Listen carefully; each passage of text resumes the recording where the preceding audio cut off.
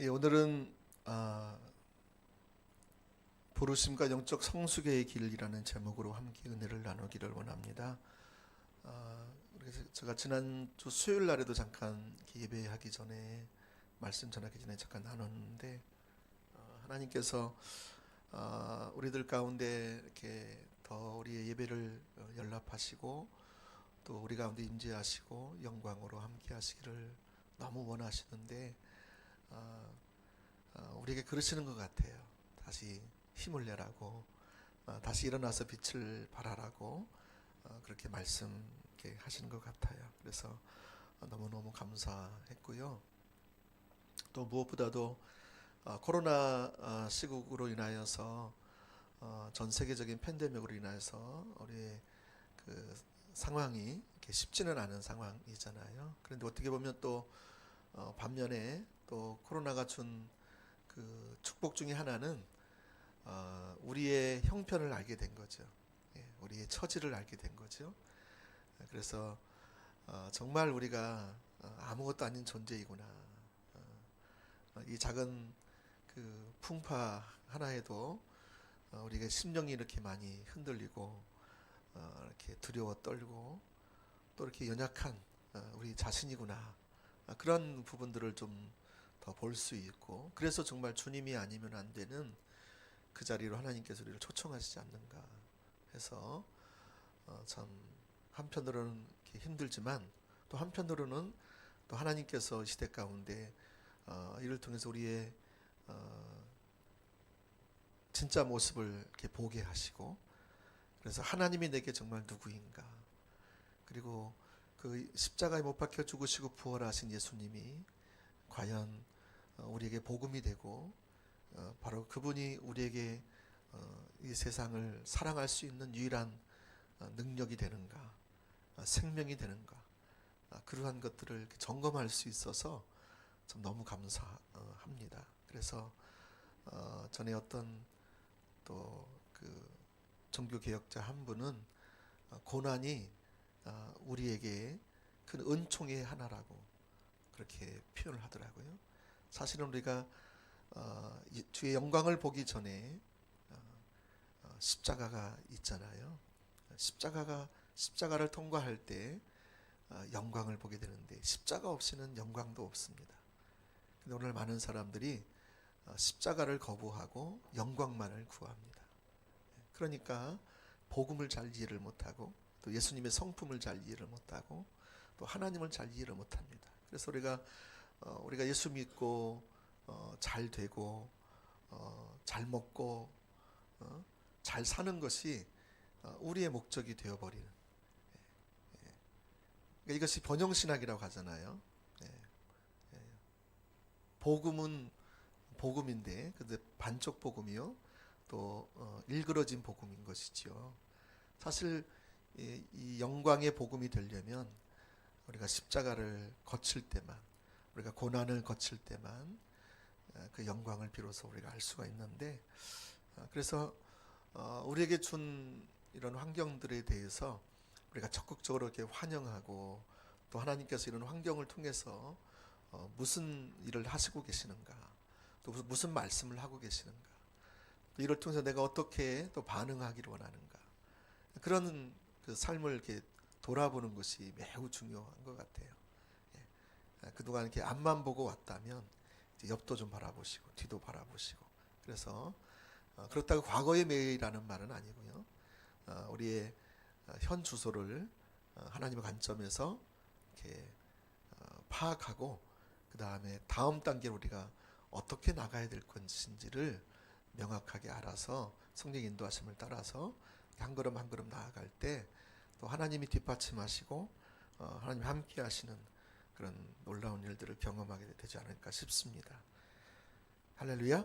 예, 그래서 여러분 우리가 삶 가운데 늘 하나님을 이렇게 예배하시고 또 하나님을 찾으시고 또 하나님을 기뻐하시고 또 하나님께 감사하시고 앞이 보이지 않고 앞이 캄캄하고 도대체 되는 일이 하나도 없는 것 같은 삶이라 할지라도 하나님이 살아계시고 하나님이 역사의 주관자, 우리 인생의 거대한 수레바퀴를 돌리시는 그 하나님이신 것을 인정하고 또 그분께 우리의 삶의 주도권을 드리고 그래서 한 걸음 한 걸음 그분의 섭리 가운데 내 삶을 이렇게 의탁하면 그분께서 의도하시는 삶, 그분께서 의도하시는 우리 각 개인들을 빚어가시고 만들어 가실 줄로 믿습니다.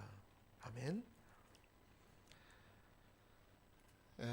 오늘은 우리가 이제 십자가의 이 복음 1, 2 이 책을 이렇게 좀 융합을 해서 우리가 좀 살펴봅니다. 종합적으로 이렇게 살펴보고 있는데 그래서 우리가 이제 복음에 대해서 계속 몇 주간을 살펴보았고요. 오늘은 잠깐 이렇게 쉬어가는 시간인데 이 부분을 또 우리가 또 필요한 부분인 것 같아서 하나님께서 말씀하신 것 같아서 준비를 했습니다. 그래서 우리가 예수 그리스도 복음이신 예수 그리스도를 알고 그분과 인격적인 관계를 맺고 또 그분의 음성을 듣고 또 그분의 인도를 따라 순종해 가다 보면 그분이 일하시는 것, 그분이 행하시는 것을 우리가 볼 수 있게 되는 것이죠. 이처럼 우리가 하나님의 행하심을 보고 또 우리가 옳은 삶으로 동참하기 위해서 아주 중요한 것 중에 하나는 우리의 신앙생활이 부르심과 세우심 사이에 있다라는 것을 인정 아시는 게 중요한 것 같아요. 부르심과 세우심. 그래서 우리가 부르심 가운데 거할 때에 때 하나님께서 이제 세우시는 거죠. 근데 우리는 부르심을 이렇게 무시하고 갑자기 하루 아침에 세워지는 법은 없습니다.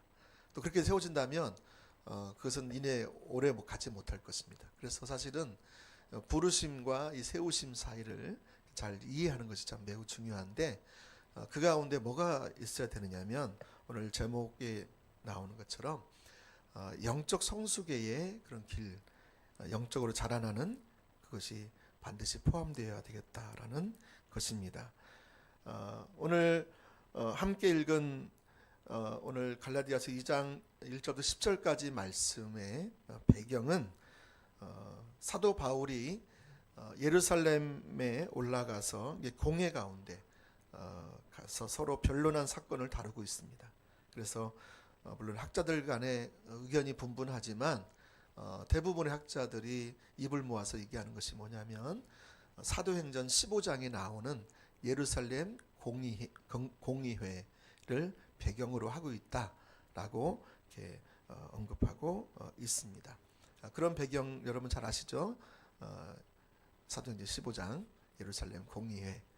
성경을 우리가 부지런히 봐야 합니다. 그래서 여러분들 이 공의를 잘 이해를 또 못하면 이 말씀이 좀 다 이해가 안 될 텐데 그것도 제가 또 그 사도행전 15장을 또 다 이렇게 풀어서 얘기할 수는 또 없잖아요. 그래서 그러면 오늘 이 분량을 또 잘 못 나가기 때문에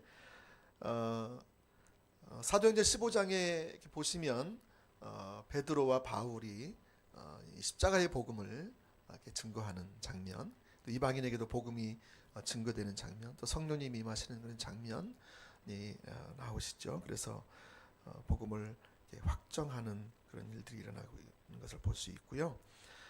특별히 그와 연관해서 오늘 3절과 5절 말씀에 보면 할례에 대한 문제가 나옵니다. 할례. 오늘날은 할례하면 교회에서 큰 문제는 아니잖아요. 근데 그 당시에 할례는 굉장히 중요한 이슈였습니다.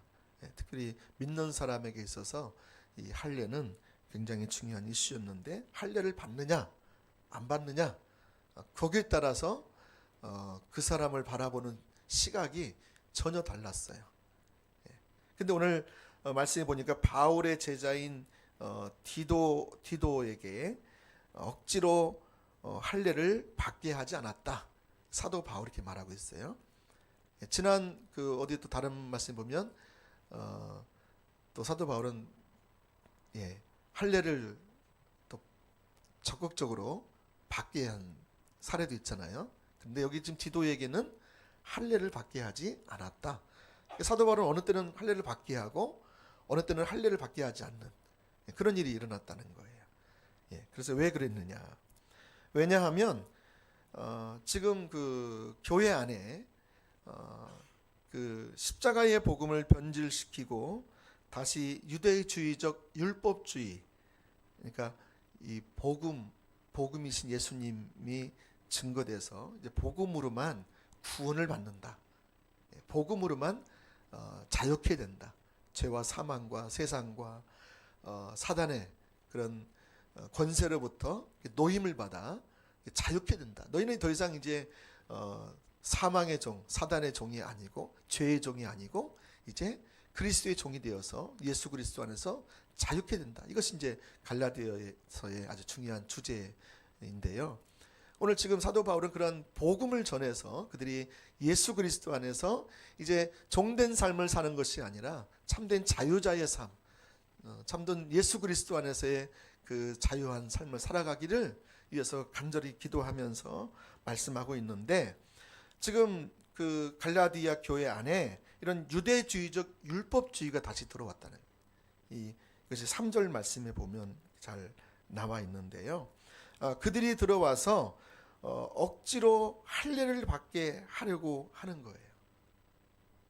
할례를 받아야 너희들이 정통 그리스도인이 될 수 있고, 그리고 할례를 받아야 아브라함의 유업이 너에게 주어질 것이다. 이렇게 말하면서 예수 그리스도도 믿지만 할례도 받아야 된다라고 이렇게 말하고 있는 것이죠. 그래서 사도 바울은 그러한 행태에 대해서 할례를 받게 하려는 그것은 예수 안에서 가진 너희의 자유를 엿보고 너희를 다시 율법의 종으로 삼고자 함이다 라고 선언하고 있는 거예요. 그러면서 나는 이러한 일에는 절대로 복종할 수 없다. 이는 복음의 진리로 우리 가운데 항상 있게 하고, 복음의 진리 안에서 이제 자유케 되는, 우리가 그 신분을 얻었고 우리가 그런 삶으로 살아가야 되는데 다시 우리가 율법의 종으로 간다는 게 무슨 말이냐. 그래서 할례를 받는 것을 적극적으로 반대한 거예요. 자, 이것이 오늘 함께 읽은 그 3절 말씀에 나와 있는 것이죠. 3절 한번 말씀 한번 볼까요?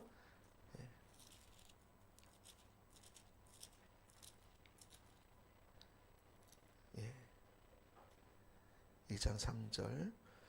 그러나 나와 함께 있는 헬라인 디도까지도 억지로 할례를 받게 하지 아니하였으니, 4절. 이는 가만히 들어온 거짓 형제들 때문이라. 아까 말씀드렸던 유대주의적 율법주의자들이 다시 들어와서 말하는 것이죠. 그들이 가만히 들어온 것은 그리스도 예수 안에서 우리가 가진 자유를 엿보고, 보세요, 복음을 통해서 진정한 자유를 가지고 하나님 앞에 이렇게 나아가게 했는데 우리를 종으로 삼고자 함이로다. 다시 말하면 할례를 받으면 그 즉시 율법의 종이 되는 거. 다시.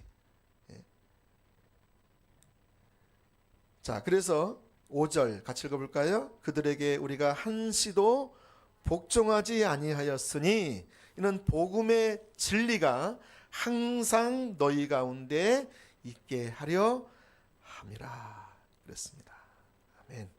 자, 여러분, 그래서 사도 바울이 여기서 말하고 있는 것은 바로 갈라디아 교회에 이단적인 가르침을 가르치는 거짓 사도들이 들어와서 교회를 어지럽게 하고 있는데, 내가 받은 복음은 내가 사람에게서 받은 것도 아니다.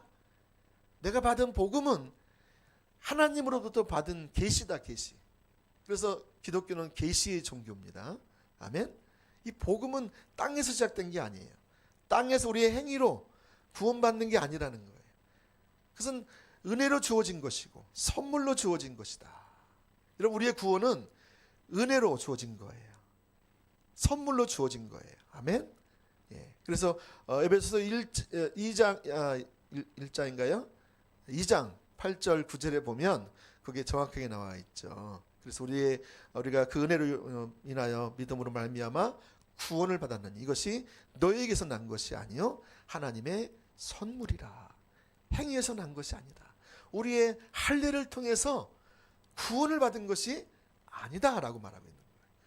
할렐루야. 우리의 구원은 철저하게 하늘로부터, 하나님으로부터 온 선물인 줄 믿으시기를 바랍니다. 그래서 사도 바울은 내가 받은 복음은 예수님께서 직접 내게 계시해 주신 것으로서 내가 전한 복음 외에 다른 복음을 전하면 다 저주를 받는다, 이렇게 말했어요.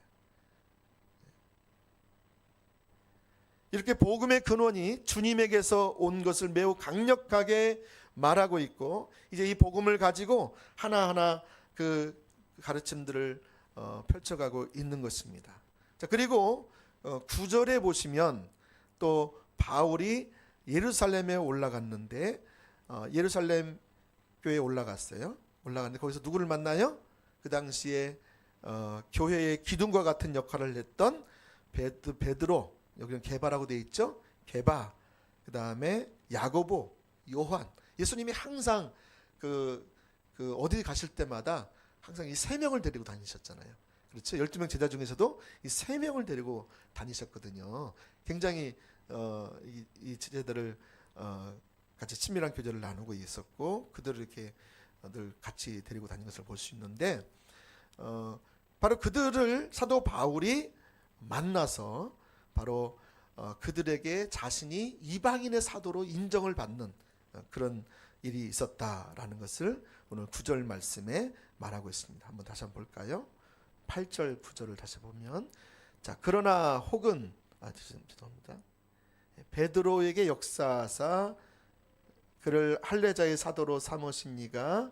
또한 내게 역사하사 나를 이방인의 사도로 삼으셨느니라. 또 9절, 또 기둥같이 여기는 야고보와 게바, 베드로죠. 요한도 내게 주신 은혜를 알므로 나와 바나바에게 친교의 악수를 하였으니 우리는 이방인에게로 그들은 할례자에게로 가게 하려 합니다. 라고 말하고 있는 것이죠.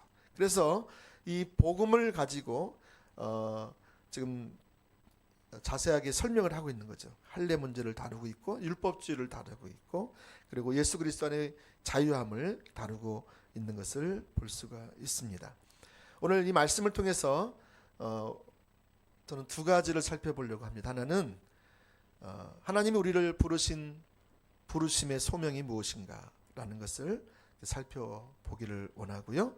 또 하나는 영적으로 자라나는 그것이 왜 중요한가, 그리고 어떻게 자라날 수 있는가 라는 부분을 살펴보기를 원합니다. 첫 번째, 하나님의 부르심은 무엇인가. 오늘 여러분 오늘 7절 갖다 우리 7절에 보시면 사도 바울이 그가 하나님 앞에서 어떤 부르심을 받았는가가 잘 나와 있습니다. 7절에 보시면 도리어 그들은 내가 무할례자에게 복음 전함을 맡은 것이, 여기서 무할례자는 누굴 말합니까? 할례 받지 않는 사람을 말하죠. 그러니까 이방인들을 말하죠. 이방인들은 할례를 받지 않았잖아요. 그러니까 저와 여러분들도 할례를 받지 않잖아요. 근데 유대인들은 좀 할례를 받잖아요. 자, 그러니까 사도 바울은 이방인들에게 복음을 전하는 그 사역을 소명을 받았다는 거예요. 맡은 것이, 베드로는 누구에게 맡았다고요? 할례자, 다시 말하면 유대인들에게 그 복음을 전할 그것을 맡았다라는 것을 말씀하고 있는 것이죠. 예. 그리고 8절 말씀해 보시면 아까 읽은 것처럼 베드로에게 역사하사 그를 할례자의 사도로 삼으신 이가 또한 내게 역사하사 나를 이방인의 사도로 삼으셨다, 이렇게 표현하고 있습니다. 그래서 베드로도 사도고 바울도 사도지 않습니까? 그런데 베드로의 부르심이 다르고 바울의 부르심이 다르다라는 거예요. 그래서 베드로는 유대인들의 사도로 부르심 받았고, 바울은 이방인들을 위한 사도로 부르심을 받았다. 이것을 보시면 하나님의 부르심이 서로 다른 것을 볼 수가 있습니다. 여러분, 우리가 하나님 앞에서 귀하게 쓰임 받기 위해서 우리가 하나님 앞에서 자녀로 서는 것도 매우 소중하죠. 자녀로 서다가 종이 되는 것입니다. 예, 그죠? 예, 스스로 종이 돼요. 사도 바울은 하나님 앞에서 자녀가 되었지만 나중에 그리스도의 종된 사도 바울은, 이렇게 표현하거든요. 그래서 여러분, 우리가 한 번뿐인 우리 인생을 하나님이 사랑하셔서 우리를 하나님의 자녀 삼으셨잖아요. 아멘? 저와 여러분이 하나님은 뜨겁게 사랑하시는 자녀인 줄 믿으시기 바랍니다. 또 자녀라면 우리가 마땅히 그리스도의 종된 삶을 살아야 되는 것이죠. 어떤 분들은 자녀이기 전에 종이 되어버렸어. 그래서 예수님과의 관계가 종의 관계예요. 마치 여러분 그 누가복음 15장에 보시면 탕자의 비유가 나오잖아요. 그 탕자의 비유 보시면 탕자가 한 명이 있는 것 같죠. 한 명이 집에서 아버지와 살다가 아버지의 유산을 아버지가 돌아가시지 않았는데 유산을 가지고 달라고 해서 가져가서 허랑방탕하게 쓰다가 나중에 돌아오잖아요. 그 탕자죠. 근데 또 하나의 탕자가 또 있었죠. 누구죠? 첫째 아들. 첫째 아들은 하나님의 자기 아버지야. 그 자기는 하나님의 아들이야. 근데 아들인데도 아들처럼 못 누렸어. 그는 아버지 집에 거하면서 아버지가 말씀하신 것을 한 번도 어김이 없이 다 순종했어. 근데 뭐라고 나중에 그래요? 예? 아니 아버지는 내게 염소 새끼 한 마리 안 잡아주더니 저 집을 나가서 허랑방탕하게 지멋대로 살다가 돌아온 둘째에게는 아주 그냥 송아지를 잡아가지고 온 동네 소문내가지고 잔치상을 벌이시대요. 그게 무슨 말이에요? 이 아들은 아버지 집에 거하면서 아버지 얼굴을 매일 보면서도 그는 아들됨의 축복을 못 누린 거예요. 여러분 로마서 8장에 가보시면 우리가 예수 그리스도 안에서 양아들이 되었다 그러잖아요. 그러면서 우리는 예수 그리스도와 함께 공동 상속자가 되었다. 무슨 말이냐? 아버지의 집에 있는 것이 다 누구 거예요? 그 아들 거지요. 그러니까 아들은 그 아버지의 것을 다 누릴 수 있어요. 근데 그걸 못 누린 거예요. 아버지는 나한테 염소 새끼 안 잡아주더니. 그러니까 그를 여러분 종으로 살았던 거죠. 오늘날 많은 사람들이 예수님을 믿는데 자녀로 안 믿고요. 종으로 사는 사람들이 많습니다. 그러니까 하나님과 친밀함 얘기하면요. 너무 먼 얘기로 생각해요. 마치 그 둘째 아들처럼, 첫째 아들처럼, 탕자 아버지 집에 첫째 아들처럼 내게는 염소 새끼 안 잡아주신 엄격하신 아버지, 내가 한 대로 계산해서 주시는 그런 아버지, 내가 한 만큼만 해주시고 아니면 안 해주시고.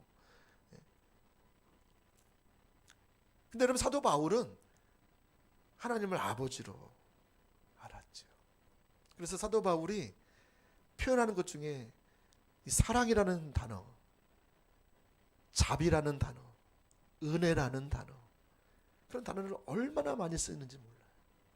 여러분 그는 하나님 안에서 아들로서 그걸 이미 누리고 있었던 거예요. 그래서 여러분 우리가 잘 아는 로마서만 봐도 1장부터 11장까지 우리 구원받은 것에 대해서 교리적으로 얘기를 잘 하잖아요. 그러면서 12장 첫 번째에 뭐라고 되어 있어요? 이제 그것을 교리를 구원받은 자는 어떤 삶을 살아야 될 것인가 하면서 12장이 뭐라고 하고 있어요? 그러므로 뭐죠? 형제들아 내가 하나님의 모든 자비하심으로 너희를 권하노니. 골로새서 3장에다 가보면 우리가 아버지께 사랑을 받은 자녀같이 그분이 우리를 대하시는.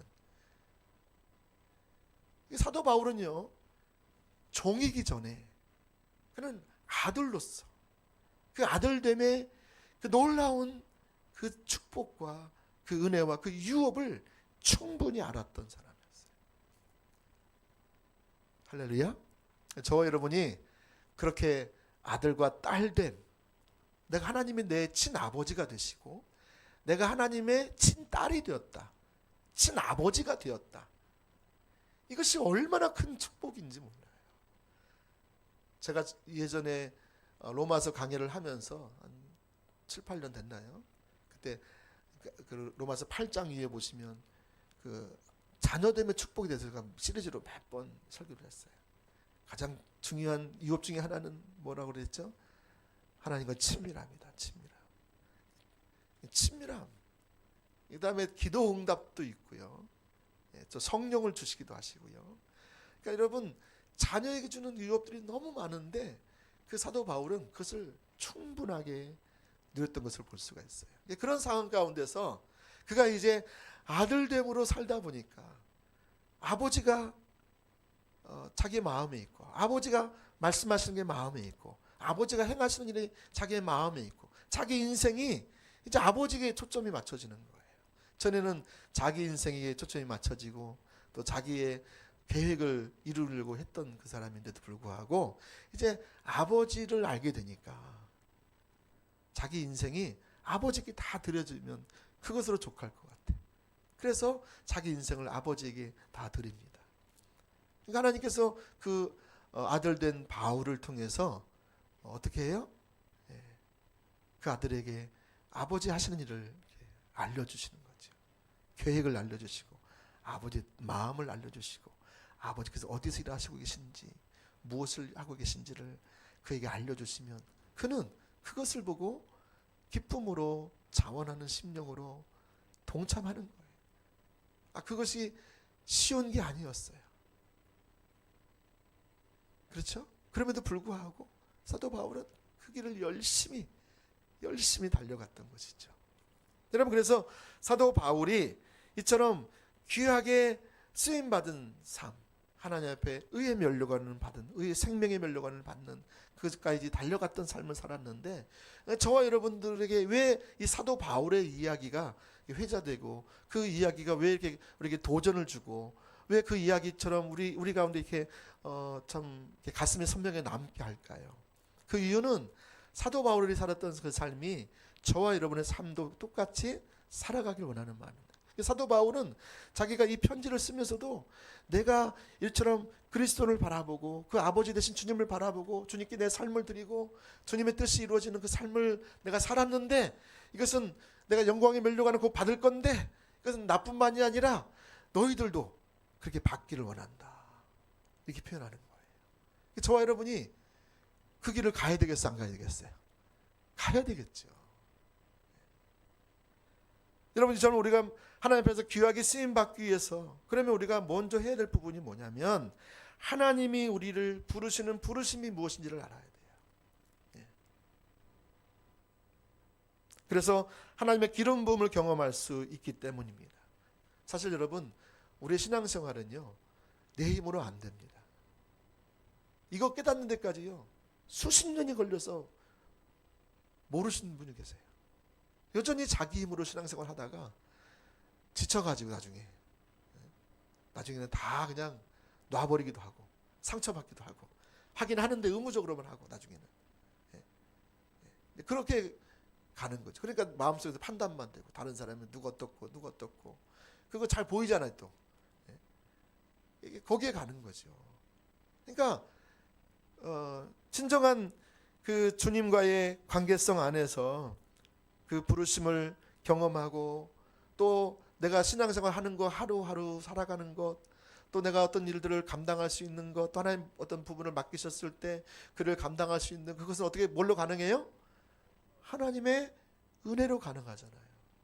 하나님의 성령으로 가능하잖아요. 예? 우리 십자가의 그 능력으로만 가능하잖아요.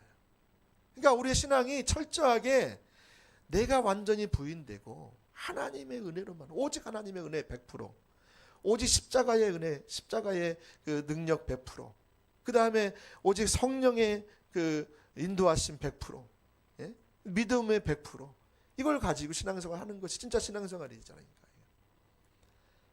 이거를 너무 늦게 깨달으신 분도 계세요. 아직도 못 깨달아 계신 분이 계세요. 그러니까 신앙생활이 힘들어요, 안 힘들어요? 힘들어, 안 힘들어요? 예. 안 힘들어, 힘들다 생각 손 들어보세요. 감사합니다. 안 힘들다 손 들어주세요. 예, 좋습니다. 예. 안 힘들다 3분, 힘들다 1분. 나머지는 뭐예요? 힘들 때가 많고 안 힘들 때 조금 있다. 손 들어보세요. 네. 또 아직도 안 드신 분이 계세요. 정체를 모르겠어요. 여러분, 우리가 은혜로 우리 신앙생활이 가능해야 되잖아요. 하나님을 아는 것도요 하나님의 은혜가 부어져야 돼요. 성령님이 오셔야 돼요. 하나님 사랑하는 것도 마찬가지예요. 그렇죠? 그러니까 철저하게 우리가 그렇게 살아갈 때 우리 신앙생활 가운데 사도 바울과 같이 내가 나의 나 된 것은 내가 한 것이 아니라 하나님의 은혜가 한 거다. 그는 실제적인 고백이었어요. 우리는 그 말씀이 참 좋으니까 야, 참 좋다. 아멘. 나도 그 말씀 쓰긴 하지만 사도 바울은 실제적으로 신앙생활 자체가 그렇게 은혜에 의한 삶이었어요. 철저하게 십자가에 의한 삶이고 성령에 의한 삶이고 믿음에 의한 삶이고, 이것이 오늘 갈라디아서 말씀을 쭉 읽어보시면 그것이 쫙 나옵니다. 또 서신서를 쭉 보십시오. 그 부분이 계속 나와요. 여러분, 그래서 우리가 이처럼 우리의 부르심 가운데 있을 때 거기에 하나님의 은혜가 있어요. 왜 하나님의 은혜가 내게 거쳐 있냐? 여러분이 그 부르심 가운데 있지 않기 때문에 그래요. 사도 바울은 그에게 하나님의 은혜가 함께했어요. 성령님이 함께하셨어요. 십자가의 그 능력이 함께했어요. 그렇죠? 왜 그랬냐? 그가 부르심의 자리에 있었기 때문에 가능했다라는 거예요. 여러분, 부르심의 자리에 있을 때 하나님께서 우리 가운데 기름 부으셔서, 그 능력이 기름 부어져서 그 능력이 우리를 그 일을 이루게 하십니다. 그래서 여러분, 우리는 이 교회를 향한, 또 우리 지역을 향한, 또 우리 가정을 향한, 온 열방을 향한 하나님의 목적을 이룰 수가 있는 것이죠. 우리의 힘으로는 안 됩니다. 우리의 능력으로는 안 됩니다.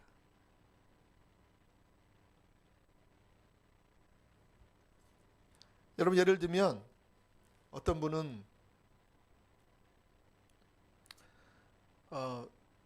누구죠?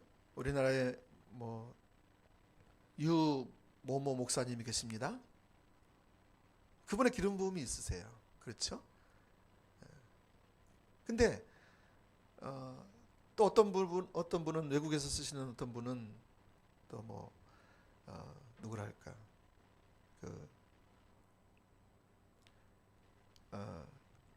예수전도단 창시자인 로렌 땡땡땡 목사님, 다 아시죠? 목사님 두 분이 계시는데, 예를 들면 그 유 땡땡 목사님과 로렌 땡땡땡 목사님의 부르심은 다 달라요. 그렇죠? 예. 그러니까 이 유모모 목사님이 로렌 땡땡땡 목사님의 그 사역을 감당하면 안 되는 거예요. 로렌 땡땡땡 목사님은 전 세계를 돌아다니면서 그 하나님의 복음을 전하잖아요. 그러니까 그분의 그 부르심이 있고, 유모모 목사님은 그분의 나름대로의 부르심이 있는 거죠. 각자가 다 다른 거죠.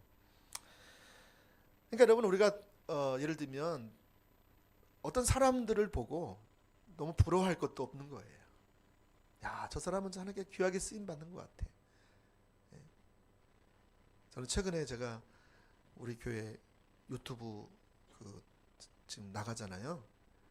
어떤 분은 막 한 번 올렸는데 4,000회가 막 접속이 됐어. 저는 최근에 제 아내 그러더라고. 여보, 기적이야. 40회가 접속됐어. 그러더라고요. 그래서 제가 그래? 여러분, 부럽죠? 별로 안 부러우실까 보다. 저는 좀 부럽긴 하더라고요. 어떤 분은 살짝 올렸는데 4,000번, 4만 번 막 올라가. 어떤 분은 40번. 근데 여러분, 그거 부러워할 거 없습니다. 4만 번, 40만 번 해도요. 그래서 그분의 그런 부음이고 그분의 부르심 가운데 있을 때에 그분이 하신 거고, 나는 여기서 또 이렇게 말씀을 전하니까 40번씩이나 들어오실 거예요. 감사하죠? 할렐루야. 별로 안 감사하신 것 같은데 목사님 분발하세요. 예. 근데 여러분, 오늘 말씀에 보면 바울이 절대로 이 베드로와 같은 사역을 하진 않았죠. 베드로는 유대인의 사도였고 바울은 이방인의 사도였죠. 그래서 만약에 바울이 베드로의 그 삶을 부러워해서, 베드로가 수석 사도고 예수님과 가장 가까이 있었고, 야, 저 사람 사역을 보니까 놀랍게 하나님께서 함께 하셔. 한 번에 막 말씀을 전하니까 3,000명이 돌아오고 막 엄청난 일이 일어났잖아요. 그래서 사도 바울이 야, 나도 열심히 이제 예수 믿고 구원받았으니까 열심히 공부해서 베드로와 같이 사역을 해야지 해가지고 그가 열심히 공부해가지고 그 신학대학원 들어가서 박사학위 받고 해가지고 논문도 잘 써가지고 해가지고 이제 유대인의 사역을 했다. 그러면 하나님의 뒷받침, 하나님의 기름 부음이 있었을까 없었을까요? 없었어요. 저처럼 40번에 가만 39번 조회됐을 거예요. 근데 여러분, 바울은 바울만의 독특한 그 부르심이 있었다는 거예요. 그가 머리가 대머리였다고 생각돼요. 그래서 그가 여러분 키가 좀 작았다 그래요. 또 그는 서기만 하면 막 떨었대요. 말도 막 더듬었을지 모르겠어요. 예? 근데 여러분 그가 하나님과의 관계성 안에서 그의 부르심을 깨닫고 자기가 이방인의 사도로 부르심 받아 갔는데 갈 때마다 하나님이 함께 하시는 거예요. 찬양할 때도 함께 하고요. 말씀에 저을 때는 더 함께 하고요. 강력한 하나님의 기름 부음이 막 함께. 그러니까 거기 참석한 거기에 같이 있었던 사람들은 하나님을 경험하는 거예요.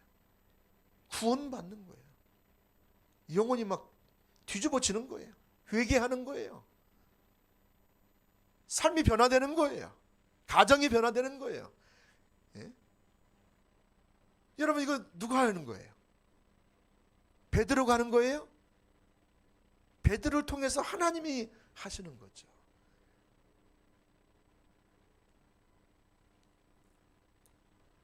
여러분 그래서 우리는 절대로 다른 사람의 이렇게 좀 잘하는 것 부럽긴 하지만 그걸 가지고 낙심하고 좌절하고 야 나는 왜 요 모양 요 꼬라지야. 저 사람은 지금 저 30대에 40대 저렇게 빛을 내고 막 하는데 나는 지금 50이 넘었어. 60이 넘어가 지금 70이 다 돼가고 있는데 80대 가고 있는데 80이 넘어 90이 돼가고 있는데 나는 뭐 하는 거지? 이렇게 생각한다면 그 사람은 평생 그런 패배자의 마음을 가지고 하나님이 자기를 부르신 부르심의 그 소명의 자리를 깨닫지 못한 채 부러워만 하면서 인생을 마칠 거예요.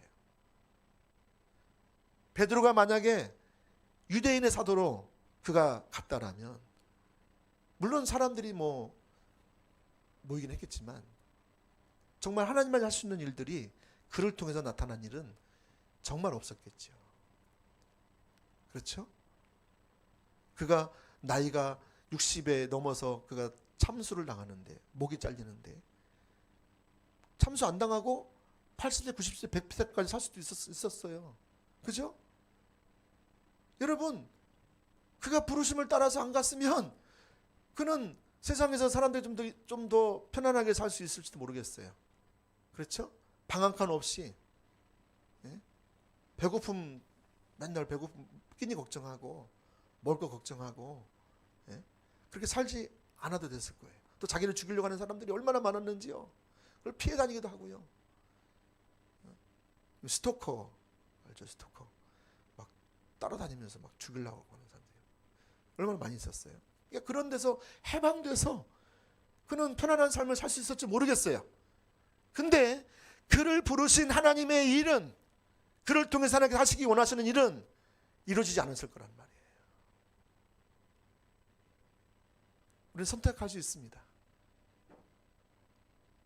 바울이 이방인의 사도로 간 것처럼 그렇게 내 자신을 거기에 내던지고 가든지 아니면 베드로처럼 유대인의 사도로 그냥 주저앉아서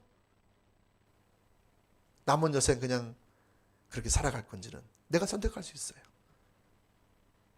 근데 여러분 진정한 주님은 이 베드로의 죄송합니다. 이 바울이 이방인의 사도로 사는 그것을 지지하십니다. 그리고 그 삶을 살기를 원하십니다. 왜냐하면 그를 향한 하나님의 소명이었기 때문에.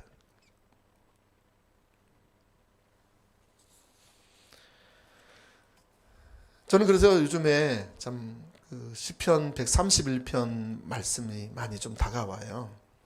여러분 잘 아시는 말씀인데 131편 1절 2절 말씀을 보시면 다윗은 이렇게 고백을 합니다. 우리 같이 한번 읽어볼까요? 시작. 여호와여, 내 마음이 교만하지 아니하고 내 눈이 오만하지 아니하오며 내가 큰 일과 감당하지 못할 놀라운 일을 하려고 힘쓰지 아니하나이다. 실로 내가 내 영혼으로 고요하고 평온하게 하기를 젖된 아이가 그의 어머니 품에 있음 같게 하였나니 내 영혼이 젖된 아이와 같도다. 사도 바울은 죄송합니다. 다윗 왕은 그가 내가 큰 일과 감당하지 못할 놀라운 일을 하려고 힘쓰지 아니했다. 다시 말하면 다른 사람과 비교하면서 내가 속상해하고 거기에 시간을 보내고 거기에 패배자처럼 나는 왜 그렇게 안 될까? 다른 사람은 그런데 왜 그럴까? 그렇게 거기에 허송세월을 보내지 않았다라는 것을 볼 수가 있습니다.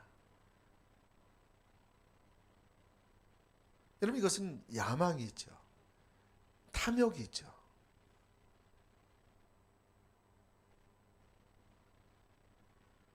그러면 죄를 낳는 겁니다. 죄의 삭은 사망입니다. 그렇죠? 그래서 여러분, 사도 바울은 항상 나를 부르신 본분을 떠나지 않고 주님 앞에서 감사하고 만족하고 살아가는 것. 그것이 참된 지혜의 삶을 살았던 것을 볼 수가 있어요. 그래서 그의 마음은 평온이 있어요.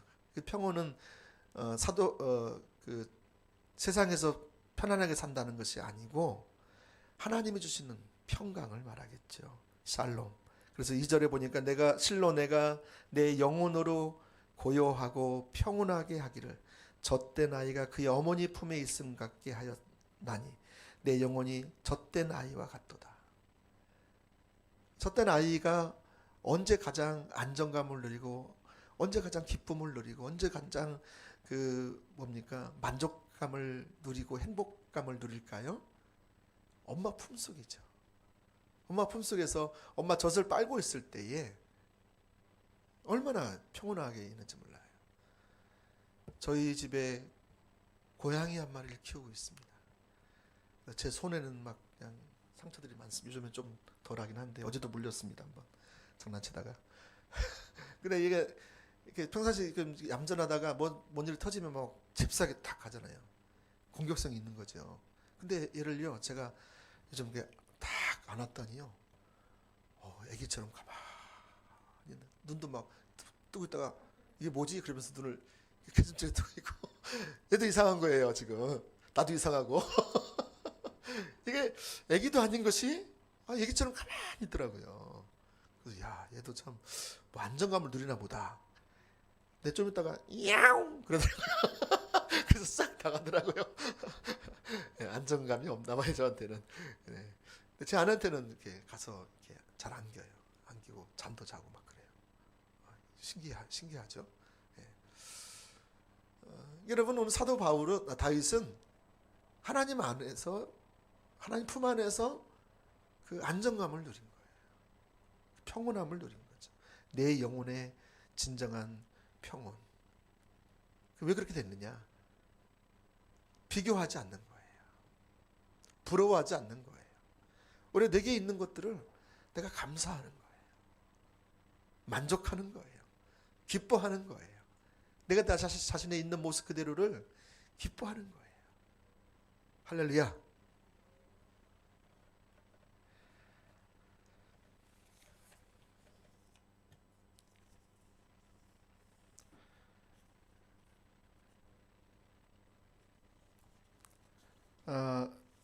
그러면 하나님이 우리를 부르신 부르심이 언제 우리에게 비춰질까요? 모든 사람들이 이제 관심은 거기에 있어요. 야, 나도 그렇게 부르심을 알고 싶은데 잘 모르겠어요라는 것이죠. 사도 바울은 어떻게 알았을까요? 하루아침에 알았을까요? 그건 아닙니다. 시간이 필요합니다. 그러니까 우리가 소명을 아는 것도 시간이 필요해요. 그래서 여러분이 부르신 소명을 알려면 제일 중요한 것은 여러분이 교회 안에 지체가 되십시오. 지체가 되셔야 돼요. 몸의 지체. 우리 교회의 지체. 여러분이 속한 여성교회면 여성교회, 남성교회면 남성교회, 청년이면 청년. 거기에 여러분이 속해 있어야 됩니다. 그리고 거기에서 필요가 보이면 몸의 지체로서 섬기시면 됩니다. 성실하게. 최선을 다해서 뭘 맡겨주면 그 안에서 최선을 다해서 섬기면 참 중요하죠. 섬기다 보면 어떤 일이 일어나요? 빈번하게 그 사람을 통해서 뭔가 하나님이 함께 하시는 일이 일어나요. 다른 사람이 섬기면 그냥 별로 그러는데 그 사람 섬기면 꼭 하나님이 함께 하셔. 하나님 기름 부으셔. 그러니까 하나님이 할 수 있는 일들이 그를 통해서 섬기다 보면 이렇게 드러나게 돼 있어요. 그러면 그것을 그 부서 안에서도 보고 직분도 주겠죠. 아, 쟤는 저거 하니까 저 사람은 저거 할 때 하나님 함께 하시는 것 같아. 그래서 그 직분을 맡기고 또 교회에서도 그걸 분별해서 직분을 맡기겠죠. 예. 그렇게 해서 여러분들이 가지고 있는 그 소명이 그걸 통해서 점점점 드러날 수도 있습니다. 그래서 정말 중요한 것은 여러분이 몸의 지체가 되는 게 매우 중요하고요. 또 여러분이 각 부서에 그 소속되어서 최선을 다해서 잘 섬기는 것이 중요합니다. 거기서 여러분들이 잘 섬기거나 잘 하나가 되지 못하는 상황에서 어떤 일을 한 번씩 뭐 섬기할 때 섬길 수는 있겠죠. 근데 그러면 내가 하나님 나를 어디로 부르셨는지, 하나님이 나를 통해서 어떤 일을 하시는지 잘 모를 때가 많습니다. 그러면 이 소명을 점점점 모르면 괜히 이것도 해보고 저것도 해보고 해보는데 나는 소명이 없나 봐. 그렇게 하는 사람도 있어요. 근데 소명은 있습니다. 하나님께서 그냥 여러분을 아무런 목적 없이 부르신 사람은 없죠. 분명한 목적이 있으시죠. 그래서 여러분이 최선을 다해서 몸의 지체가 되셔서 섬기시면 역할을 잘 감당하세요. 잘 감당하시면 빈번하게 하나님께서 여러분 가운데 기름 붓는 일이 있습니다. 그럼 그 일들에 거기 서시면 하나님이 그 가운데 함께 하세요. 할렐루야. 근데 기름 부음이 아닌 곳에 자꾸 가서 서서 기웃거리고 아니야 나는 그거 아니야 나는 그거 싫어 이거 하고 싶어 막 그래가지고 가면 안 되고요. 예. 자, 그래서 여러분 그럴 때까지 우리가 뭐 하냐면 그렇게 몸의 지체가 되고 또 하나는 여러분이 지속적으로 주님의 얼굴을 구해야 됩니다.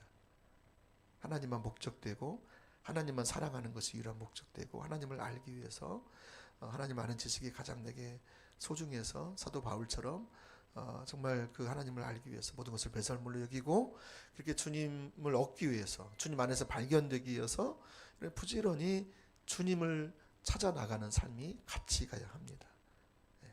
그래야 하나님의 뜻을 따라서 잘 섬길 수가 있죠. 섬기더라도 여러분의 방법이 아니라 여러분의 때가 아니라 여러분의 능력이 아니라 하나님의 때와 하나님의 방법과 하나님의 능력으로 그 일들을 감당할 수 있는데 그것은 바로 여러분이 매일매일 주님을 찾는 것이 매우 중요하다 싶습니다. 할렐루야. 여러분 우리가 십자가 복음을 계속 공부해도 잘 안 되는 그 이유가 그 중에 하나는 뭐냐면 여러분이 가장 기본기가 없는 거예요. 그러니까 아무리 배워도 그것을 내 삶 속에서 소화해낼 능력이 안 된다는 거예요. 그러면 어떻게 되느냐? 그러니까 십자가 복음을 우리는 하니까 너무 힘들다, 어렵다, 안 된다. 또 십자가 복음이냐 얘기할 수 있는데, 근데 그것이 왜 부담스럽고 왜 안 되냐면 여러분이 가장 해야 할 매일매일 해야 할 일들, 일상에서 해야 할 일들을 안 하는 거예요. 그러면서 한 번에 가서 은혜 받고 또 강의 듣고 또 성경 공부하고 이러면 뭐 시간이 지나면 될 줄 알아요. 안 됩니다. 뭐 어떻게 되느냐? 요즘 우리 청년들 리더십 학교 하고 있잖아요.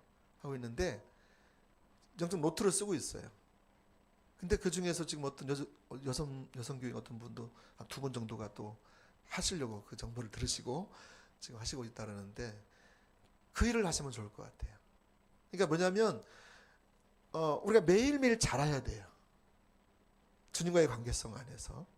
그래서 예를 들면 큐티부터 시작해서 큐티를 통해서 하나님의 음성을 들어야죠. 하나님의 말씀을 묵상하면서 이 성경을 통해 말씀하신 하나님의 음성을 듣고 하나님의 행하심을 보고 하나님 행하신 일에 내 삶을 조정해서 순종하는 삶을 살아가는 것이 내가 되어야 되겠죠. 그 다음에 중보기도.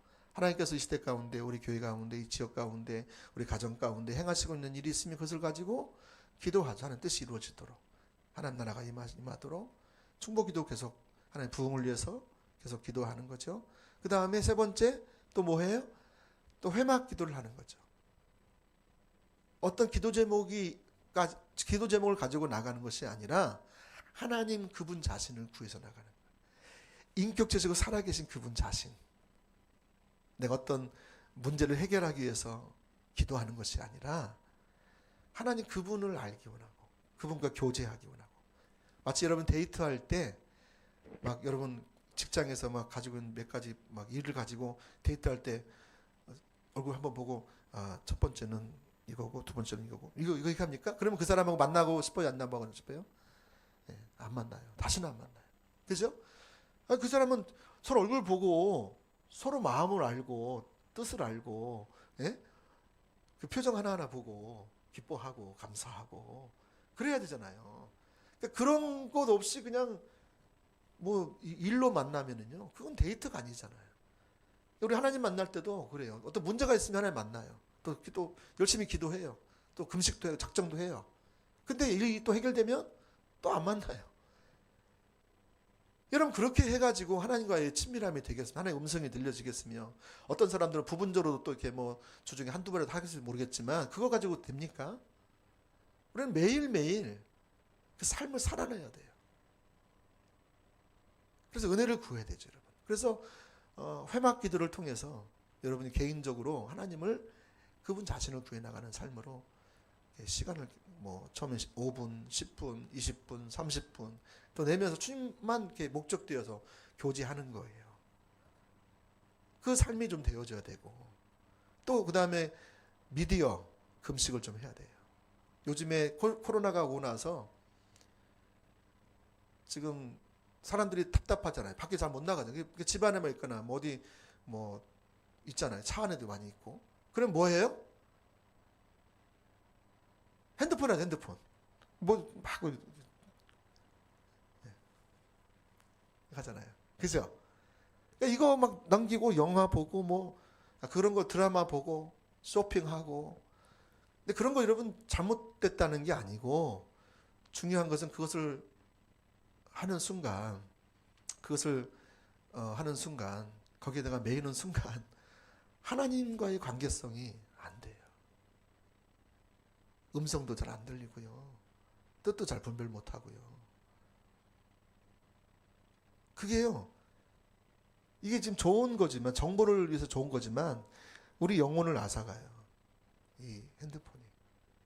그래서 이것을 자꾸 써보는 거예요. 기록을 하는 거예요.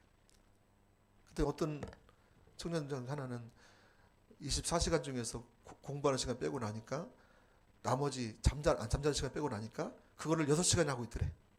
그래서 야 이건 아니다 해가지고 뭐 그걸 끊어버리고 뭐 인스타그램도 끊고 뭐 페이스북도 끊고 뭐 그렇게 하는 거죠.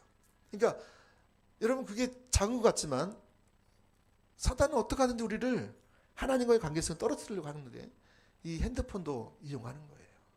그래서 여러분이 핸드폰을 얼마나 쓰고 있는지 아니 핸드폰뿐만 아니라 어떤 분도 그래도 핸드폰 내가 안 하고 TV를 좀 더 본다. 또 핸드폰 안 보니까 인터넷을 좀 한다. 그거 다 똑같은 거예요. 예? 그러니까 우리 초점이 하루 종일 하나님께 맞추기 위해서 이런 부분들을 금식해 나가는 거예요. 최근에 우리 성교회 목사님 어떤 분은 이 부분을 말씀하시면서 하나님께서 머리를 깎을까? 그런 마음 머리를 확 목사님인데 성도들이 저 자제하십시오 라는데 그랬대요. 그래서 지금 그분은 말씀을 통해서 그 사도행전 말씀 묵상을 통해서 갱그레아 서원에서 사도 바울이 머리를 깎았다잖아요. 그러니까 뭔가 작정하고 하나님 앞에 해야 되는 그런 절박한 마음을 주신 거예요. 지금 우리가 지금 전심으로 주님을 찾을 때예요, 사실은. 근데 이 핸드폰이요, 또 미디어가요, 우리를 많이 가로막아요. 하나님과 교제가 잘 안 되니까 이거 여기는 교제가 잘 되잖아요, 그죠? 또 기가 막히게 또 이렇게 돌리다 보면 내가 또 좋아하는 컨텐츠, 또 계속 이 핸드폰이 알아가지고 자동으로 이렇게 알아가지고 막 돌려줘.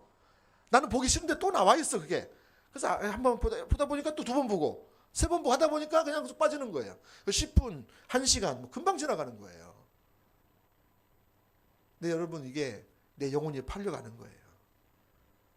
그래서 내 삶을 좀 돌아보셔야 돼요. 내가 매일매일의 삶을 돌아보셔야 돼요. 그래서 회막 기도도 하시고 또 영적 노트도 써요.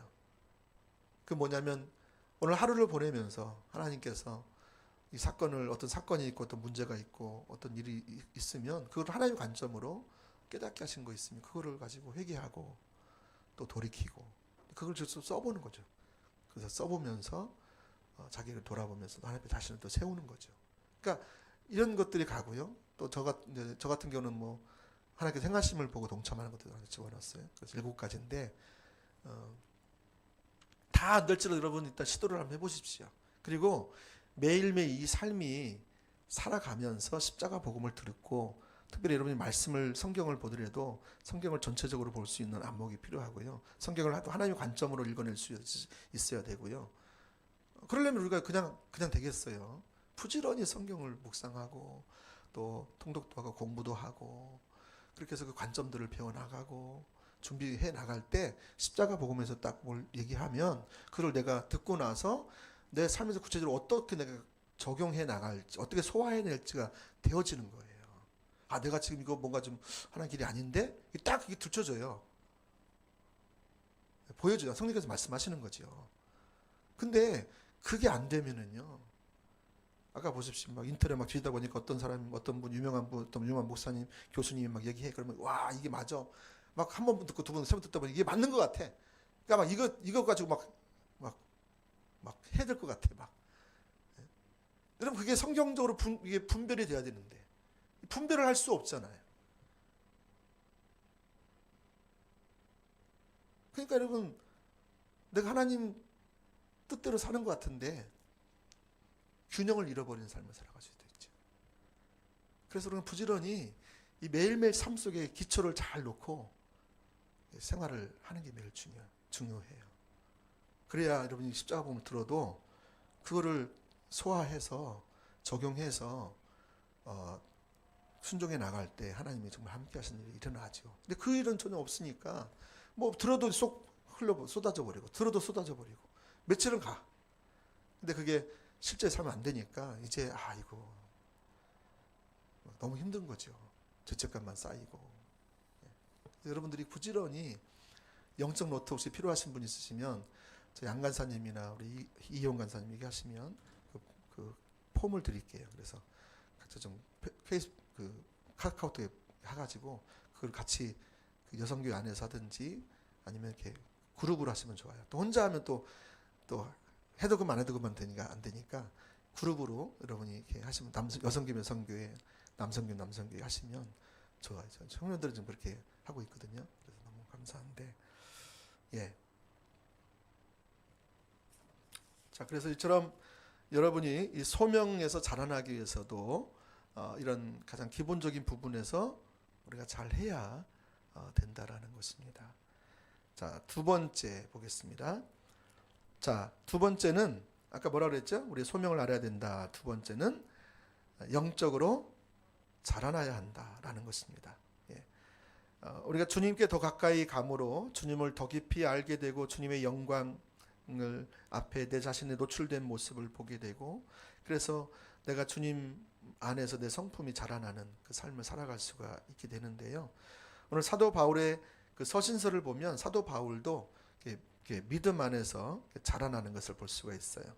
특별히 그 우리가 지난번에도 그 하나님 비전 우리 컨퍼런스 할 때도 우리 여목사님 잠깐 다루기도 하셨는데 우리가 우리 삶의 이 뭡니까 그 일생을 좀 볼 때 어떻게 한 사람의 리더가 세워지는가, 한 사람의 그리스도인이 어떻게 세워지는가를 볼 수 있는 아주 좋은 부분을 소개해 주셨어요. 그것이 뭐냐면 로버트 클린턴이 쓴 리더십 개발 6단계가 있거든요. 그리고 그 단계가 있는데 여러분이 그 단계를 좀 보시면서 나는 지금 어디 단계에 있는가, 그리고 난 또 어디로 이렇게 가야 되는가, 이것을 좀 볼 수 있어요. 이게 큰 그림을 여러분이 보셔야 내가 지금 부르심을 통해서 세우심까지 가기 전까지 이런 단계를 지금 거쳐가는데 이런 단계들을 볼 수 있잖아요. 예, 그래서 6단계를 말하고 있는데 리더를 개발해 나가는 6단계. 첫 번째로 1단계는 하나님의 주권적인 기초 단계입니다.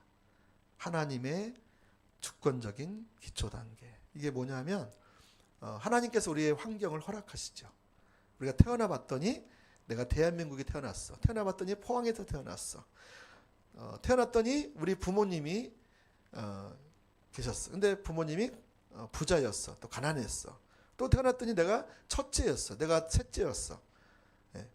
여러분 이런 것들이 우리가 선택할 수 있는 상황이 아니잖아요. 하나님께서 주권적으로 허락하신 거잖아요. 그래서 여기서 중요한 것은 잠재적인 리더로서 배워야 할 것은 하나님의 역사에 적극적으로 반응하는 거라는 거죠. 예. 그래서 어떤 사람은 또 이렇게 어려운 환경에 태어나기도 하고 어떤 사람은 또 건강한 가정에서 태어나기도 해요. 근데 반드시 그 어려운 환경에 태어난 사람이어서 부정적인 건 아니에요. 어떤 사람은 그 가난했기 때문에 오히려 그걸 통해서 도전을 받아서 더 열심히 해서 잘된 사람이 있어요. 근데 또 어떤 사람은 또 좋은 환경이 있었지만 그걸 통해서 또 부정적으로 또 가는 사람도 있어요. 중요한 것은 뭐예요? 마음의 반응이죠. 마음의 반응에 따라서 이렇게 되어지는 것이죠. 자, 두 번째 단계는 인성 개발의 단계다. 인성 개발. 다른 말로 말하면 내면 생활이 성장하는 것을 말하는 것입니다. 내면 생활이 성장하는 것. 이처럼 1단계 하나님의 주권적인 기초에서 2단계 인성 개발의 기초로 넘어가는 경계선이 뭐냐면 회심입니다. 회심. 내가 예수를 믿고 영접하는. 그게 여러분이 어렸을 때도 있을 수 있고 또 20대일 수도 있고 40대일 수도 있고 그렇잖아요. 다 다르죠. 다 다른데 이 회심의 경험이 있는가가 중요해요. 그러니까 내가 한 사람의 리더로서 그리스도인으로서 내가 세워지기 위해서는 이 회심의 경험은 아주 중요합니다. 어떤 사람들은 회심의 경험이 없는 사람이 있어요. 회심의 경험이 중요해요. 그래서 전에는 우리가 그 리더십 훈련할 때도 회심의 경험을 같이 나누기도 했어요. 언제 당신은 회심했습니까? 언제 당신이 죄인인 걸 깨닫고 하나님이 당신의 인생에 예수님이 당신 인생의 구세주요 주님인 것을 깨달았습니까? 그리고 언제 중요한 것은 여기서 회심의 단계 다음에 중요한 것은 당신의 삶을 전폭적으로 하나님께 드리는 경험이 있는 거예요. 자, 회심 다음에 뭐가 필요하다고요? 내 삶을 전폭적으로 하나님께 헌신하는 때가 있었냐고요. 이제 그게 없는 분도 계실 거예요. 지금 여러분이 신앙생활을 10년, 50년, 뭐 40년 했어도 내가 교회는 다녔지만 내 인생 전체를 하나님께 이렇게 드린다. 그런 고백을 하지 않으신 분이 있을 거예요. 왜냐하면 두려워서. 내가 원하는 삶을 살지 못할까 봐. 손해를 많이 볼 것 같아서. 근데 여러분 이 고백이 있어야 합니다.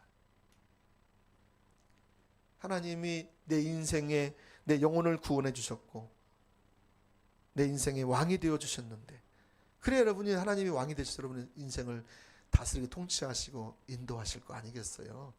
그래서 여러분 이때 전폭적인 헌신의 체험이 아주 중요합니다. 그래서 이때 성령님도 경험을 합니다. 성령님의 임재도 경험을 하고요.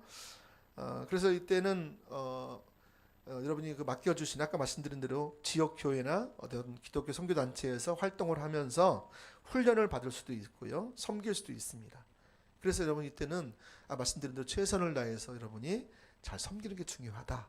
소속되어서. 그러니까 너무 또 공부에만 올인하다고 막 이것도 저것도 아닌 경우 많죠. 우리 교회는 공부를 막 하시는 분은 없어서 감사하지만 공부시키다 보니까 막 주일날도 막 성경 공부도 막 그냥 다 미루고 그거 하라는 거예요. 그거. 부모가 그걸 앞장서서 하는 거예요. 여러분 그 아이가 지금 그 때에 지금 인성 개발을 해야 되는데 하나님을 만나고 하나님 앞에 자기 인생을 드리는 성령님도 체험하고 그래서 거기서 이제 자꾸 섬기다 보면 이게 자라나게 돼 있는데 그 과정을 부모의 욕심 때문에 싹 그냥 뺏어가 버리는 거예요. 그걸 놔둬버려요. 여러분, 그러면 그 아이가 언제 어떻게 자라날 수 있겠습니까?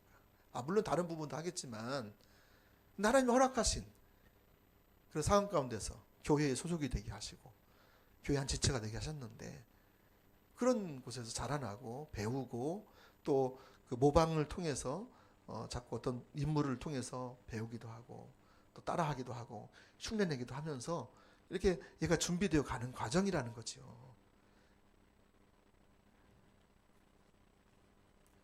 이 시기에는 하나님께 기도하고 하나님의 음성을 듣는 것이 매우 중요한 것을 배우게 됩니다. 정말 중요해요. 하나님 관계를 맺는 거. 이때부터 시작을 해야 되는데 시작을 안 되면 언제 시작할 거예요? 나중에 대학 가서요?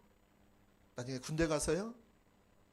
제대해서요? 물론 저도 나중에 예수 믿게 됐지만, 저도 26살 때 26살 아니라 신학교로 가게 됐지만, 어쨌거나 그 시간적인 차이는 있을 거지만 반드시 이런 경험을 하게 해야 합니다. 그리고 그 은혜를 부어지도록 기도해야 합니다. 우리 부모들은 그 아이들이 그렇게 잘 섬길 수 있도록, 그래서 그 아이가 이렇게 잘 성품이 잘 개발될 수 있도록, 잘 훈련될 수 있도록 경건하고 합당한 반응을 보인다면 하나님께서 그에게 가르치기 원하시는 근본적인 것들을 배우게 될 것이고요. 또 그렇게 빚어질 것입니다. 근데 그가 배우지 못하면 그 부분에서 이제 다른 데 가서 또 배웁니다. 그때 너무 더 힘들죠, 사실은. 그래서 이 사역의 단계에서 리더가 기본적인 가르침을 익힐 때까지 훈련받도록 하나님께서 주시는 과정을 말하고요. 이 시험을 통과하면 이제 사역이 확장되거나 더 큰 책임이 주어지기도 합니다. 점점 좀 자라나게 되는 것이죠. 자, 그래서 이처럼 인성 개발 2단계로 가고요. 세 번째 단계로 가게 되면 사역의 성숙 단계로 갑니다. 성장해 가는 리더가 다른 사람에게 서서히 기여하게 돼요. 이제 2단계까지는 자기 자신의 문제 때문에 이렇게 막 그냥 자기 자신에만 하고 있었다라면, 이제 자기의 성장함을 통해서 다른 사람에게도 기여를 하는 거죠. 그래서 자신도 모르게 성령의 은사를 사용하는 것을 실습하기도 합니다. 성령께서 주신 은사들 있잖아요. 은사들을 가지고 섬기다 보면 그것을 실습하고, 그래서 이제 성령의 나타나심이 되어지게 되어지죠. 그래서 이 성령의 은사를 본인들이 인식하지 못한다 할지라도 발견하여 사용하여 가기 시작하는 단계가 2단계입니다. 특별히 하나님은 이 1단계, 2단계, 3단계에서 사역의 성숙까지 해서 중요한 것은 사역에 초점이 있지 않습니다. 열매에 초점이 있잖아요. 뭐 초점이 있냐? 그 사람의 성품을 빚어가는데 초점이 있습니다. 성품이 먼저 빚어져야 돼요. 여러분, 결국 하나님 앞에서 섬기는 자, 리더는 뭐냐면 성품이에요. 사역, 기술, 그것은 그 다음이에요. 근데 만약에 사역과 기술은 탁월한데 성품이 준비가 안 되면요, 마이너스가 돼요. 근데 사역과 기술이 없다 할지라도 성품이 준비되면 그건 플러스가 돼요. 성품이 정말 중요해요. 어떤 사람이 기술이 있다고 해서 덥석 어떤 부분을 맡기면은요, 나중에 상처도 주고 상처도 받고 막 그래요. 잘못되면.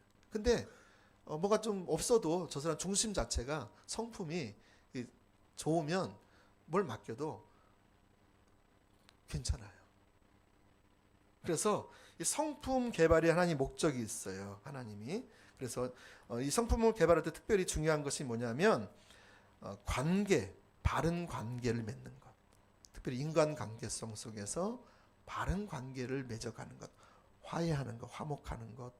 또 실수했을 때, 또 어떤 문제가 생겼을 때, 어떤 갈등이 생겼을 때 그걸 해결해 나가는 그것이, 그래서 중요한 것은 다른 사람을 탓하면 안 돼요. 어떤 문제가 생겼어. 내가 90% 잘했어. 상대방이 10% 못했어. 그러면 막 그 사람을, 아니다. 예, 그렇죠. 막 뭐라 하잖아요. 그죠? 근데 그것을 통해서 상대방을 볼 게 아니라 내가 90% 잘했어도 하나님께서 왜 이런 일을 허락하셨을까? 이걸 통해서 되게 하신 말씀이 뭐지? 그래서 그것을 자기에게 적용을 하고 자기에게 먼저 그 부분을 자기 탓을 먼저 하는 게 중요하겠죠. 아, 하나님이 이걸 이렇게 하시려고 하시는 거구나. 제가 최근에요, 저희 지방의 목사님들 작년 1년 섬겼잖아요. 근데 섬겼는데 올해 말쯤에서 자꾸 막 저를 향해서 막 어떤 목사님이 막 그냥 돈도 없고 백도 없고 뭐도 없고 막 그러더라고요. 그래서 막 화가 확 나더라고요. 저는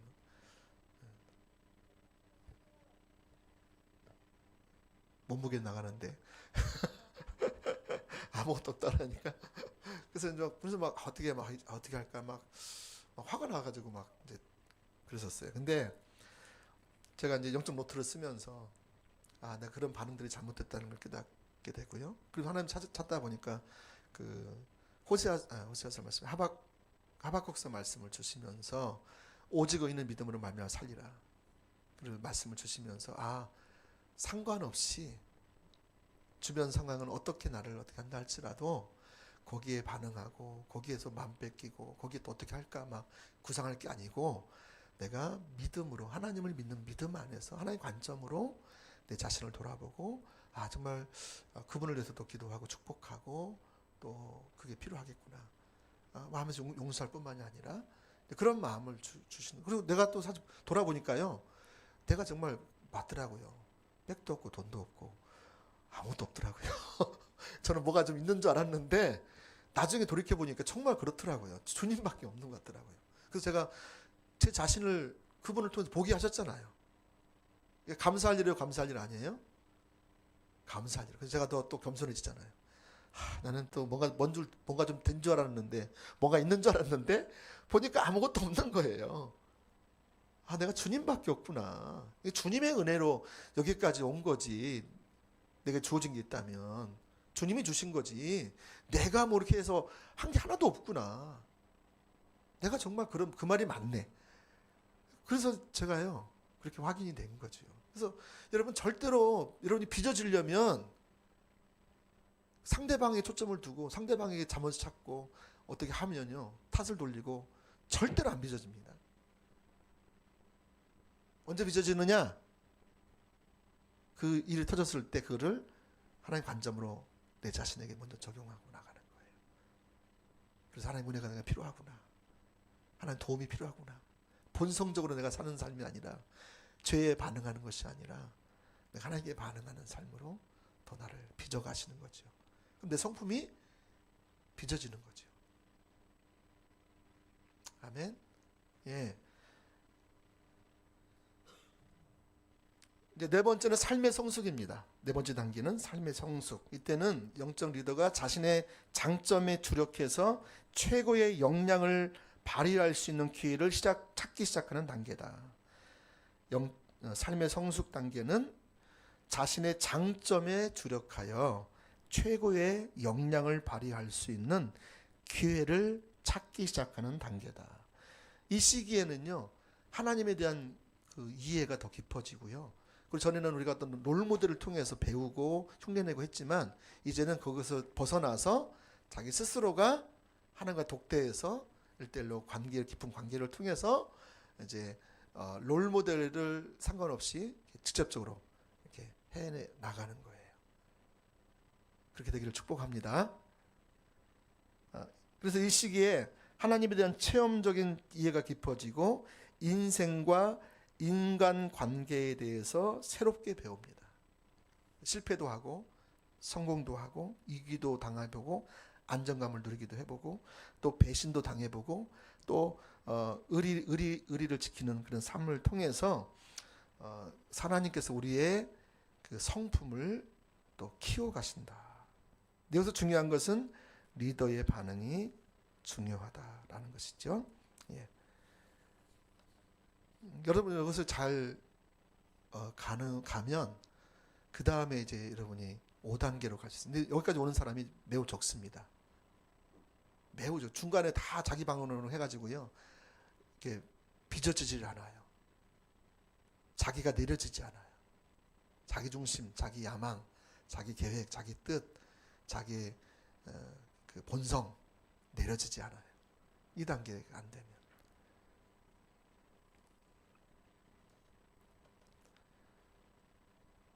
그래서 이때는 사역의 성공보다 하나님과의 교통이 중요합니다. 하나님과의 교제가 중요합니다.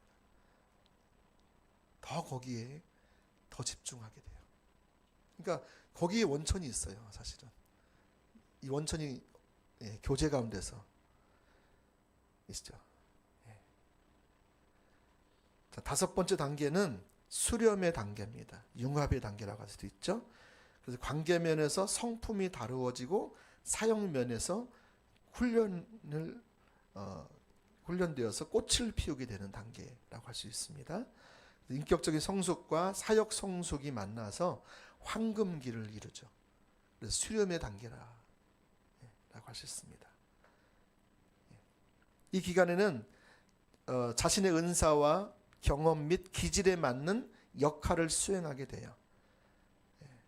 리더는 자신에게 주어진 것들을 가지고 최대한 활용하고 그의 자질에 적합하지 않는 것에 대해서는 이제 하지 않는 거죠. 그래서 그게 맡겨진 일만 감당해도 그것으로 하나님께서 하나님의 목적을 놀랍게 이루어 가시는 그러한 시기라는 것입니다. 여기는 매우 소수가 도달합니다. 마지막 단계는 6단계 축제 단계입니다. 축제. 다시 말하면 이제 삶의 성숙과 사역의 성숙에 이른 소수의 사람들만이 인정받는 시기입니다. 그래서 그 영향력이 광범위하게 나타납니다. 그 사람이 아무런 소개도 안 하고 아무런 말도 안 했는데 그 사람의 이름만 들어도 영향력이 있어요.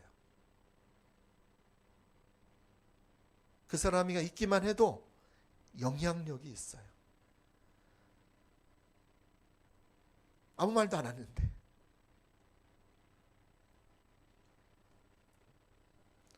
이때는 아무것도 입증할 필요가 없습니다. 주의나 역할 때문이 아니라 그분 자체가 영향력이 있어요. 그래서 사람들이 존중합니다. 존경을 받습니다. 또 사람들이 따릅니다. 찾아요, 사람들이. 그래서 이 단계에 오면 사람들이 막 꼬여요. 할렐루야? 여러분 다 되시길 축복합니다. 그래서 그 은혜가 주어지길 원하고요. 그래서 하나님이 자기 안에서 혹은 자신을 통해서 이루신 하나님의 일들을 축하하면서 인생의 마지막을 보내는 시기고요. 자신이 먼저 살 뿐만이 아니라 다른 사람들을 성공적으로 그들이 또 인도해요. 이게 이제 리더죠. 사실은 자신이 먼저 이룰 뿐만이 아니라 다른 사람들을 그리 오게 해서 똑같이 이루도록 성취하도록 도와주는 것이죠. 그래서 많은 사람들은 많은 사람들 중에 대부분은 이 늦은 단계에서 꽃이 피는 삶이 많아요. 그러니까 40대 50대까지 잠잠하다가 50대 뭐부터 좀 해가지고 갑자기 좀 하다가 뭐 이렇게 60대 가서도 막 쫙 해가지고 더 바빠지고 그런 분들이 또 많이 있어요. 그래서 예를 들어서 2차 세계대전의 영웅이었던 인스턴 처칠, 마샬 플래너, 조지 마샬은 59세의 장관이 되었대. 해리 트루먼은 69세의 대통령이 되었대. 레이건은 80세가 되었대. 지금 지금 누구죠? 미국 대통령이? 예? 바이든. 나이가 몇이죠? 70 넘었죠. 제가 알기로는. 예. 여러분 그래서 나는 언제 돼 생각하지 마시고요. 중요한 것은 여러분이 지금 2단계 있을 수도 있어요. 3단계 있을 수도 있어요. 근데 중요한 것은 그게 중요한 게 아니고 여러분의 마음의 반응이 중요하다고요. 그리고 하나님 주권적인 기초 안에 하나님 허락하신 것을 따라서 여러분이 정말 최대한 좋은 마음을 가지고 정말 사람들과 관계성 속에서 환경을 통해서 또 어떻게 내가 반응하는지 또 하나님이 내게 허락하신 어떤 사건들이 있잖아요. 삼류적인 사건이 있어요. 그 사건들에 대해서 여러분이 어떻게 반응해 나가는 게 매우 중요하다고요. 근데 그렇게 여러분이 하나님 중심적으로 하나님 관점에서 또 하나님의 마음으로 반응하고 반응하다 보면 물론 실수도 하고 또 때로는 넘어지기도 하고 또는 또 아픔도 있을 수 있고 실패도 할 수 있어요. 근데 그렇게 계속 한 번, 두 번, 세 번 반응하다 보면 여러분이 빚어져요. 성품이 준비가 돼요. 여러분 아브라함이요, 하루아침에 그가 믿음의 조상 된 거 아니잖아요. 다 아시죠? 모세요, 그가 80세부터 하나님께 직접 그때부터 쓰임 받아요. 할렐루야. 우리 결코 늦지 않았어요. 저 여러분은 100세, 120세, 우리 전문 세대는 120세까지 살 건데 네? 아직 많이 남아 있어요. 너무 절망하지 말고 좌절하지 마시고 우리가 하나님께서 우리를 반드시 세워가실 거예요.